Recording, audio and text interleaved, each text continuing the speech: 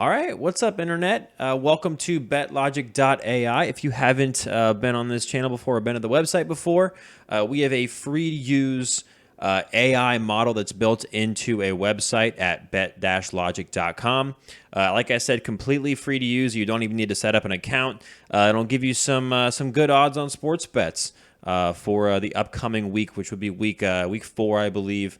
Been a pretty crazy week in week 3. It's been a pretty successful season so far outside of that week 3 because some of those crazy upsets. I mean, who saw the Cardinals beating the Cowboys? But I still have confidence in this model. It did great all last year, so I'm sure it'll have another successful season. But hopping into my favorite bets of the week here. So looking at moneyline bets, as you can see here, we have all of the matchups listed out with green, obviously meaning it's a good bet across our 3 favorite sports books here. If you haven't seen my previous video kind of explaining this tool, I believe it's a couple. I posted it a couple weeks ago, so go ahead and check that out. But one of my favorite bets of the week, we have the Tampa Bay Buccaneers, if I can find them here, against the New Orleans Saints. So best odds you can find on Tampa Bay is going to be plus 155 against the Saints, and we can hop in here to kind of see a more detailed breakdown of this game. Not the prettiest looking page in the world, but it gets the information across here. But I think overall the Buccaneers are a bit of an underrated football team. I've been saying this since the start of the year, and they're currently 2-1. Yes, they just got beat by the Eagles, but to be honest, they didn't look like they got completely dominated by the Eagles. And the Eagles are obviously a very good football team. But Tampa Bay plus 155. Big fan of this. I think it probably should be closer to even, honestly, with Derek Carr most likely being out of this game with an AC joint sprain. And Jameis Winston going in there. So Jameis Winston versus Baker Mayfield, I mean, that's a toss-up in my eyes. And to be honest, I think the Buccaneers might have, if not a slightly better roster surrounding Baker Mayfield, especially with that defense. And those skill position players are still great. Mike Evans, Chris Godwin, still great.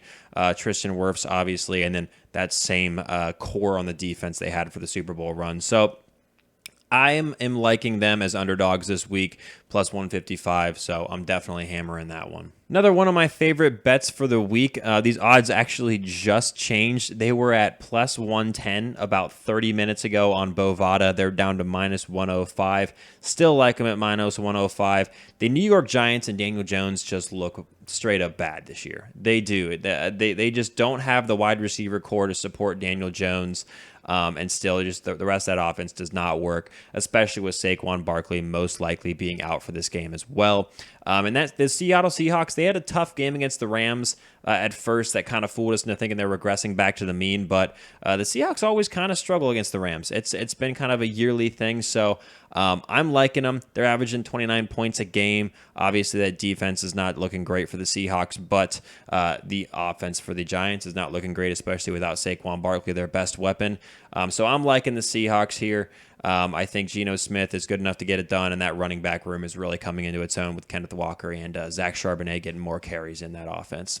All right, my third favorite bet of the week. This is not in any particular order, but the Broncos minus 3.5. I know that they are the punching bag of the internet right now, giving up 70 points to the Dolphins. Trust me, I am a Broncos fan, and I bet against them every week. And I should, but I'm going to go against it this week. Minus 3.5 for the Broncos.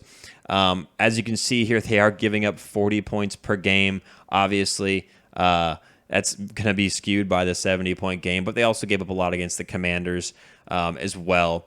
But I think the defense is not the worst defense in the NFL as they've shown so far. They still have some talent on that defense, and I don't have any faith in Vance Joseph, but I think eventually, you have enough talent in that defense with Randy Gregory. I know he's not what he used to be, but he's still solid. Pat Surtain, Kareem Jackson, he'll just take off someone's head during the middle of the game. And Justin Simmons hasn't been playing well this year, but he's still a very solid player.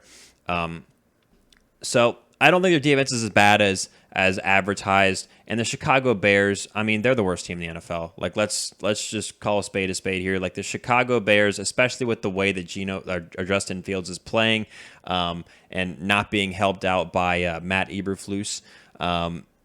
This is the worst team in the NFL. I don't know why people thought they were going to be a good team this year. They just have a complete lack of talent on offense and defense. That offensive line is bad. I mean, DJ Moore, he's probably a really good number 2 receiver. I don't think he's a number 1 receiver on a great football team. That defensive line is awful. I think the Denver Broncos probably win by 7 to 10 points here against the Chicago Bears. Titans versus Bengals, under on the 41.5.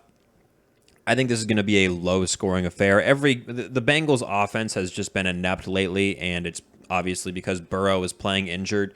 And I mean, that calf is not going to get any better unless he doesn't play. And if he doesn't play in this game, then obviously the under is a great pick at 41.5. And if he does play in this game, he's too injured to score a bunch of points. He can't throw the ball downfield.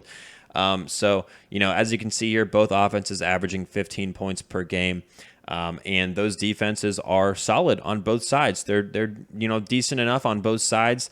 The Cincinnati Bengals, haven't been relying on their run game, but with Joe Burrow being as injured as he is, they might have to start, trying to run the ball a little bit more. But the Titans have a great run defense, one of the best in the league. And the Bengals do have an underrated defense. You don't make it that far in the playoffs without having a pretty solid defense for the Bengals. So I think this is going to be a low-scoring affair. I think we're going to be looking at like a 21-17 football game. But yeah, I'm taking the under on the Bengals Titans game, 41.5 points. That's pretty much what I have for week 4 here. Again, go to bet-logic.com to check out our all of our recommended bets, as well as we have power rankings set up. They were a little wonky at the beginning of the season, but now that we have a lot more statistics and a lot larger sample size to work with, those power rankings are looking really good. Again, entirely built off of AI models. So go ahead and check it out. It's completely free.